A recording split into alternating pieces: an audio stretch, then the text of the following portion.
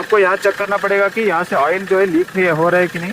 अगर यहाँ से ऑयल जो है बाहर आ रहा है तो दिक्कत हो सकती है गाड़ी में।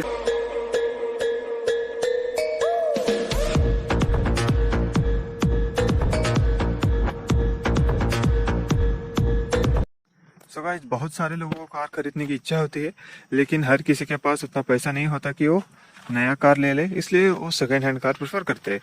लेकिन सेकेंड हैंड कार खरीदने से पहले वो डीलर के पास जाते हैं, नहीं तो कार देखते समय कोई मैकेनिक को लेकर जाते हैं। इससे क्या होता है कि आपको मैकेनिक का अलग सा चार्ज देना पड़ेगा। नहीं, अगर आप डीलर से लेते हैं तो उसका भी आपको बहुत सारा पैसा डीलर को देना पड़ेगा। इसलिए आप इस वीडियो को देखेंगे तो आप खुद ही जा सकते हैं कार खरीदने के लिए, कि कैसे देखे कार और क्या चेक करना पड़ता है कार में, सब मैं आपको बताऊंगा इस वीडियो में। क्योंकि मैं इंडिका DLE से लेकर XUV तक 10 गाड़ी ले चुका हूँ, वो भी सब सेकंड हैंड मैंने लिए है, और मुझे पता है कि क्या क्या देखना चाहिए सेकंड हैंड कार में। तो चलिए, तो बस जब आप कार खरीदने के लिए जाते हैं तो आपको कार को बाहर से बहुत अच्छी तरह से देखना पड़ेगा। मैं इंजन के बारे में आपको बाद में बताऊंगा कि क्या क्या देखना है इंजन में, लेकिन फर्स्ट जो लुक आपको देखना पड़ता है वो है एक्सटीरियर। क्योंकि अगर कार बाहर से अच्छा नहीं है तो बाद में आप रिग्रेट कर सकते हैं। क्योंकि अगर रिपेंटेड है या कार के ऊपर बहुत सारा रस्ट लगा है या कार के ऊपर बहुत बड़े डेंट्स या स्क्रैचेस है तो बाद में उसका बहुत सारा खर्चा करना पड़ता है आपको। अगर रस्टेड है गाड़ी, अगर कार के ऊपर जंग लगी है तो दिक्कत की बात है। क्योंकि अगर जंग लगे तो बॉडी जो होती है वो वीक हो जाती है कार की, इसलिए आपको उसका भी ध्यान देना चाहिए कि कार के ऊपर जंग लगी है या नहीं। आपको ऊपर से लेके पीछे साइड में सब जगह देखना पड़ेगा। अगर रिपेंटेड है तो पता चल सकता है, क्योंकि कार का जो ओरिजिनल कलर है वो बहुत शाइनिंग होता है, लेकिन रिपेंटेड होता है कार, उसका कलर उतना शाइनिंग नहीं होता, थोड़ी सी डल होती है कलर। क्योंकि वो बहुत सारे लोग जो होते हैं रिपेंट अच्छे क्वालिटी कलर से नहीं करवाते, इसलिए जो कलर जो होता है वो धीरे धीरे से निकलने लगता है। मतलब 1 या 2 साल में ही वो कलर निकलने लगता है। इससे फिर से रिपेंट करवाने का कॉस्ट जो होता है बहुत आता है आपको, तो उसका ध्यान आपको रखना चाहिए। और आपको ये भी देखना चाहिए कि कार के ऊपर बहुत बड़े स्क्रैचेस है या नहीं। बहुत बड़े स्क्रैचेस है तो उनका खर्चा भी बहुत आता है स्क्रैचेस फिल करने के लिए। और एक चीज़ जो आपको बाहर नोटिस करनी है वो ये कि टायर की कंडीशन। अगर टायर्स जो है 50% से ज़्यादा है तो चलेगा, लेकिन 50% से चारों टायर्स बहुत कम है, मतलब टायर की कंडीशन जो है वो 50% से कम है तो दिक्कत हो सकती है। क्योंकि चारों टायर्स को रिप्लेस करवाने की कॉस्ट जो होती है वो बहुत आती है, इसलिए आपको टायर्स को अच्छे से देखना पड़ेगा। लेकिन अगर 2 या 3 टायर अच्छे हैं, सिर्फ एक ही अच्छी नहीं है, 2 अच्छी नहीं है तो चलेगा, आपको 2 टायर रिप्लेस करने में उतना पैसा नहीं लगता। लेकिन चारों रिप्लेस करवाने के लिए आपको बहुत सारा खर्चा करना पड़ेगा। और आपको ये भी देखना पड़ेगा कि कार रिपेंटेड है तो उनसे पूछना पड़ेगा कि क्यों। क्योंकि रिपेंटेड गाड़ी जो होती है वो मोस्टली फ्लड अफेक्टेड या एक्सीडेंटल कुछ प्रॉब्लमेटिक होती है उनमें, इसलिए वो रिपेंट करवाते हैं। क्योंकि रिपेंट करवाने का कॉस्ट जो है वो बहुत होता है, इसलिए छोटी मोटी चीज़ों के लिए कार कोई रिपेंट नहीं करवाता। तो चलिए अब देखते हैं कि इंजन में क्या क्या देखना है आपको। तो जब आप कार के इंजन को देखते हैं तो आपको पहली नज़र में पता चल जाएगा कि इंजन कैसा है। अगर इंजन क्लीन है, एकदम ड्राई है, मतलब कोई ऑयल लीकेज नहीं है इंजन में, तो इंजन की कंडीशन जो है अच्छी हो सकती है। फिर भी मैं आपको बाद में बताऊंगा कि कैसे चेक करें। तो फर्स्ट जो है आपको कूलेंट इसको चेक करना पड़ता है। क्योंकि अगर आप कार खरीद कर जा रहे हैं, अगर आपकी डिस्टेंस जो है बहुत दूर है यहाँ से घर तक, तो आपको देखना पड़ेगा कूलेंट को। कूलेंट कम है तो गाड़ी ओवर हीट हो सकती है और डैमेज हो सकता है, सो इसलिए उसका भी आपको ध्यान रखना पड़ेगा।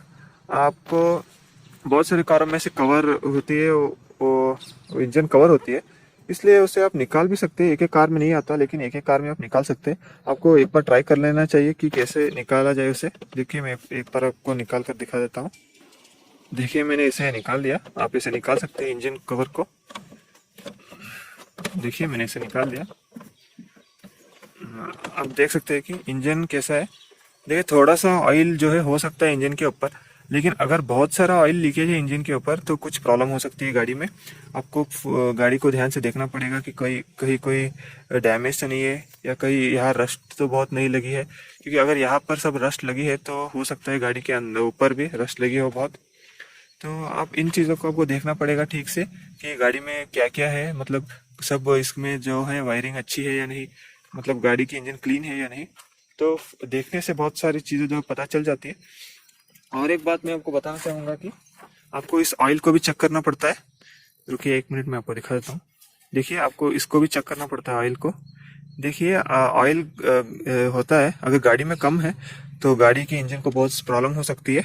देखिए मेरा ऑयल जो है वो फुल ब्लैक हो चुकी है, इसलिए उसे चेंज करवाना पड़ेगा। अब आपको इसको भी देखना पड़ेगा कि ऑयल कैसा है, फुल ब्लैक है या नहीं। अगर ऑयल जो है ट्रांसपेरेंट है, मतलब अभी लग रहा है कि नया है, मतलब उन्होंने नया डलवाया होगा।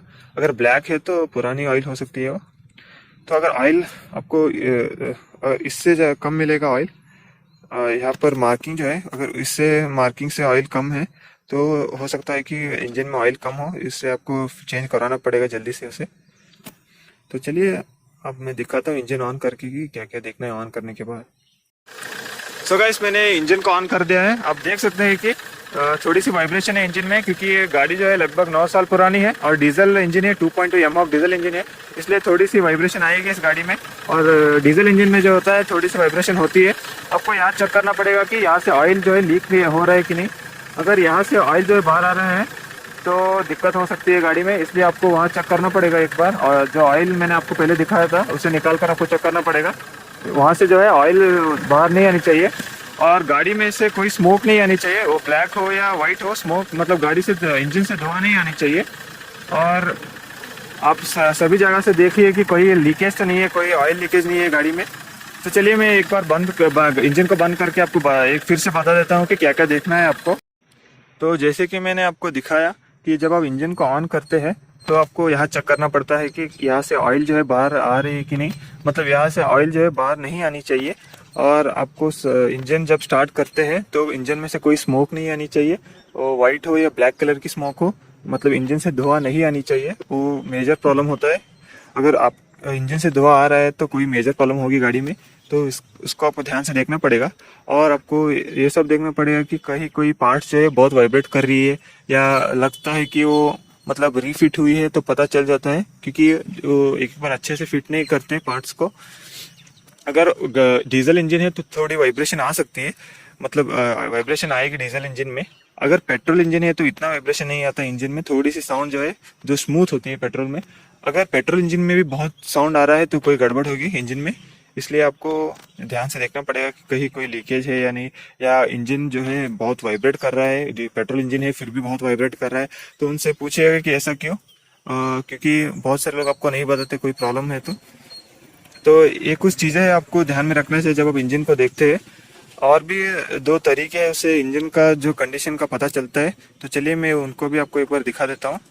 तो इंजन को चेक करने की और 2 तरीके हैं, और वो ये है कि जब आप गाड़ी को स्टार्ट करते हैं तो किसी को आपको स्टार्ट करने के लिए बोलना होगा गाड़ी को, क्योंकि आप पीछे रहकर देखिएगा। अगर स्टार्टिंग जब आप गाड़ी को स्टार्ट करते हैं तो थोड़ा सा स्मोक आ सकता है गाड़ी में, ब्लैक हो या वाइट थोड़ा सा आ सकता है स्टार्टिंग के वक्त। लेकिन अगर बाद में भी वो आ रहा है, मतलब जब इंजन चल रहा है गाड़ी का फिर भी स्मोक कंटिन्यूसली आ रहा है, तो कोई प्रॉब्लम हो सकती है गाड़ी में। आपको नज़दीक से जाकर देखना पड़ेगा कि कोई स्मोक आ रहा है कि नहीं गाड़ी में, तो ये कोई मेजर प्रॉब्लम इंडिकेट करता है अगर स्मोक आ रहा है। अगर डीजल की गाड़ी है तो जब आप एकदम से गाड़ी को रेस करेंगे तो हो सकता है कि थोड़ा सा स्मोक आ सकता है, क्योंकि फ्यूल जो है अच्छे से बर्न नहीं होता एकदम से रेस करने से डीजल गाड़ी में। लेकिन अगर वो मतलब कंटिन्यूसली स्मोक आ रहा है, तो ब्लैक स्मोक या वाइट स्मोक, तो पक्का कोई दिक्कत है गाड़ी में, इस मतलब कोई फ्यूल इंजेक्टर हो जाए या पिस्टन रिंग्स में हो जाए, कोई प्रॉब्लम हो सकती है। और उनका खर्चा जो है बहुत आता है रिपेयर करने के लिए, और इंजन का कंडीशन भी मतलब एकदम से अच्छा नहीं होगा अगर ऐसा स्मोक आ रहा है। तो आपको ये भी ध्यान देना चाहिए कि गाड़ी के पीछे से कोई भी तरह की स्मोक नहीं आनी चाहिए। वो चाहे कुछ भी कह ले, लेकिन ओनर आपको कुछ भी कह सकते हैं कि इसलिए आ रहा होगा, लेकिन स्मोक तो नहीं आनी चाहिए गाड़ी के पीछे से, आपको इसे भी ध्यान में रखना चाहिए। तो चलिए अब इंटीरियर्स के बारे में देखते हैं कि गियर क्लच इनको कैसे चेक करें और गाड़ी मतलब इंटीरियर्स को कैसे देखें। तो जब आप गाड़ी में बैठते हैं तो सबसे पहले जो आपको करना है वो है कि गाड़ी को स्टार्ट करने देखना पड़ेगा कि गाड़ी का स्टार्टर और बैटरी का कंडीशन कैसा है। चलिए मैं एक बार आपको स्टार्ट करके दिखा देता हूँ।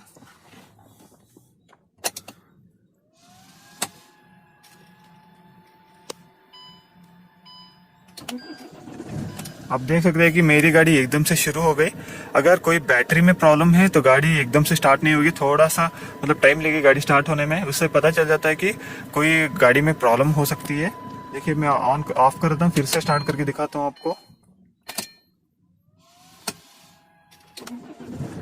देखिए मेरी गाड़ी फिर से स्टार्ट होगी। अगर गाड़ी की बैटरी में कोई प्रॉब्लम है तो गाड़ी ऐसे स्टार्ट नहीं होगी, थोड़ी सी स्टार्ट होगी लेकिन फिर से बंद हो सकती है या स्टार्ट होने में टाइम ले सकता है। इसलिए आपको मतलब स्टार्ट करते हुए ध्यान में रखना चाहिए कि गाड़ी एकदम से स्टार्ट हो रही है कि नहीं, या कोई मतलब कोई लैग कर रही है गाड़ी, मतलब थोड़ी सी टाइम ले रही है स्टार्ट होने में। इससे ये हो सकता है कि स्टार्टर में प्रॉब्लम हो सकती है या तो बैटरी वीक हो सकता है गाड़ी का। और बैटरी और स्टार्टर का जो कॉस्ट है वो बहुत आता है गाड़ी में, मतलब एक बैटरी लगभग 5 या 6 हज़ार तक पड़ेगी आपको, नहीं लेंगे तो आप। तो गाड़ी स्टार्ट करके आपको देखना पड़ता है। और अब आते हैं गियर और क्लच को कैसे चेक करें, चलिए मैं आपको दिखा देता हूँ एक बार।